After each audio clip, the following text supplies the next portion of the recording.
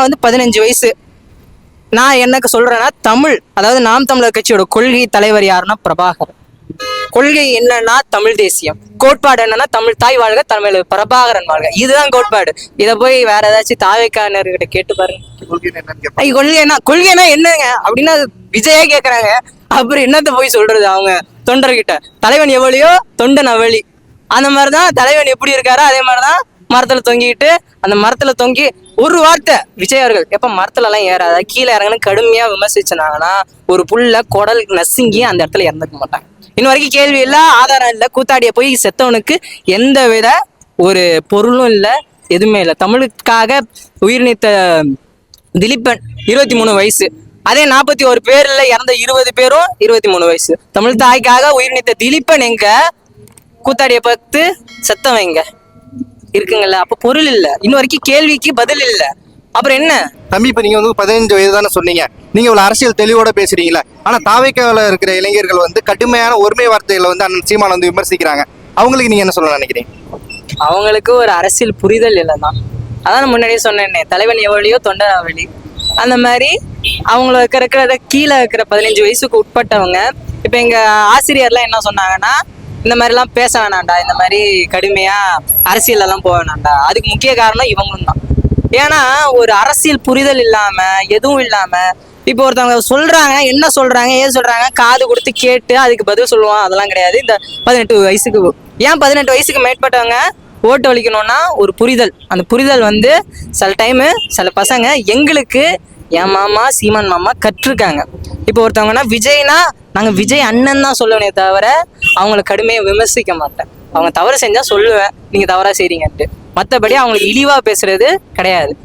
அதை வந்து எங்களுக்கு சீமான் மாமா சொல்லி தந்துட்டாங்க, அதனால நாங்கள் அப்படி இருக்கோம். அவங்களுக்கு சொல்லி தரல, அதனால அவங்க அப்படி இருக்காங்க. இன்னும் அது எவ்வளோ நாளுன்னு பார்ப்போம். ஏதோ எலெக்ஷன் வருது, எவ்வளோ வாக்கு வாங்குறாங்கன்னு பார்ப்போம். அதன்படி அப்புறமா மறுபடியும் கமல் எப்படி போனாங்களோ அதே மாதிரி விஜய் போவாங்க. அப்போ என்ன ஆகும்னா ஒரு மறுபடியும் திருத்தம், மறுபடியும் இவங்க வருவாங்க. மற்றவங்களுக்கு எல்லாருக்கும் இதே கோட்பாடோட எல்லா கற்றலும் சொல்லி தருவாங்க. எங்க சீமான் மாமா கண்டிப்பா வருவாங்க. சீமான பின்பற்ற இளைஞர்களுக்கும் விஜய் பின்பற்றி போற இளைஞர்களுக்கும் வேறுபாட ஒரு வரையில என்ன சொல்றீங்க? அதாவது நாம் தமிழர் கட்சியில இருக்கவங்களுக்கு கொள்கை கோட்பாடு, அவங்ககிட்ட இருக்கிறது கூமுட்டை தற்குறித்தனம், அவ்வளவுதான் நான் சொல்லுவோம். மரத்துல ஏறதெல்லாம் என்ன சொல்லுவீங்க? மரத்துல எது ஏறும்? குரங்கு ஏறும். அது மாதிரிதான். தமிழ்நாடு வந்து பெரியார் மண்ணுன்னு சொல்றாங்க, இது வந்து உண்மையிலே வந்து பெரியார் மண் தானா? பெரியார்னா யாரு கேக்குறீங்க? நம்ம தமிழ்நாட்டுல ஏகப்பட்ட பெரியார்கள்னா நம்ம தமிழ் தாய்க்காக உயிர்நீத்த தாய் தமிழ் உறவுகள் எத்தனை பேர் இருக்காங்க, அவங்களும் பெரியார் தான். ஈவேரா பெரியார் வந்து எல்லாரும் திராவிடம் சொல்றது வந்து இது வந்து பெரியார் மண்ணு, பெரியார் மண்ணா? பெரியாரே ஒரு மண்ணு தான். ஏன்னா அந்த அளவுக்கு சித்தரிச்சு இந்த திராவிடம் வந்து எப்படி சொல்றாங்கன்னா, பெரியார் வந்து அதை செஞ்சாங்க இதை செஞ்சாங்க, தமிழை வந்து சீர்திருத்தம் பண்ணதே பெரியார் தான். அப்ப குத்தூசி குருசாமிலாம் என்ன பண்ணாங்க? கேள்வி இருக்குங்கல்ல. ஏகப்பட்ட பேர் வந்து பின்னாடி நின்று உழைச்சு அவங்களோட பங்களிப்பு, அவங்களோட முழுவோட வாழ்வை வந்து தமிழுக்காக அர்ப்பணிச்சிருக்காங்க. அவங்க எல்லாம் பெரியார் சொல்லாம எங்களுக்கு பெரியாருன்னா ஈவேரா தான், அவங்களுக்காக சிலை. இப்ப பாட புஸ்தகத்துல கூட பெரியாரு பகுத்தறிவு கொடுத்தது பெரியாரு, தமிழ் சீர்திருத்தத்தை பண்ணது பெரியாரு அப்படின்னு சொல்றது ஏன்? அப்போ மத்த பெரியார்கள்லாம் என்ன பண்ணாங்க? எதுவும் பண்ணலையா? எங்களுக்கு பெரியார் எதுவும் செய்யலன்னு சொல்ல வரல, பெரியாரும் செஞ்சாரு. பெரியார் மட்டும்தான் செஞ்சாரு அது கிடையாது, எங்களுக்கு அது கிடையாது. பெரியாரும் செஞ்சாரு. மத்த பெரியார் அதாவது 100ல் 1 தான் பெரியார் ஈவேரா, மத்த எல்லாருமே எங்களுக்கு பெரியார். பாட புஸ்தகத்துல போய் இது பெரியாரு, நாங்க பெரியார் மட்டும் படிக்க மாட்டோம், மத்த எல்லாரையும் கொண்டு வாங்க நான் படிக்கிறோம்னு சொன்னா சின்ன பையன் நீ எல்லாம் அரசியல் பேசக்கூடாதுன்னு ஒரு இது.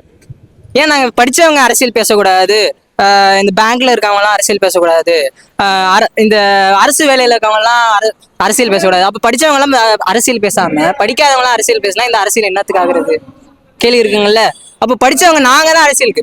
இப்போ இந்த திராவிடம் அரசியல் சின்ன பசங்க அரசியல் பேசக்கூடாது, சின்ன பசங்க அரசியல் பேசக்கூடாதுன்ட்டு திருவள்ளூர் மாவட்டத்துல அந்த கைப்பிடி சுவர் இடிஞ்சு ஒரு பையன் இறந்து போனானே.